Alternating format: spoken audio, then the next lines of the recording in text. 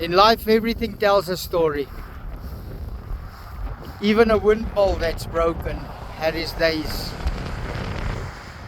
Its function is over. I'm reminded of Isaiah 40 verse 7 and 8.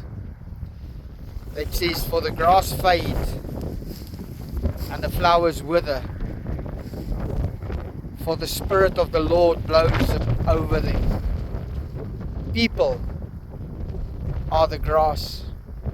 For the grass withers and the flower fades, but the word of the Lord remains forever.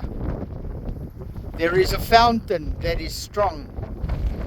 There is a fountain that is deep and does never lose its source. It is the source of life. There is a river that's flowing for you. Remember this, you are not alone. Crosswalk of Hope, New Zealand, 2026.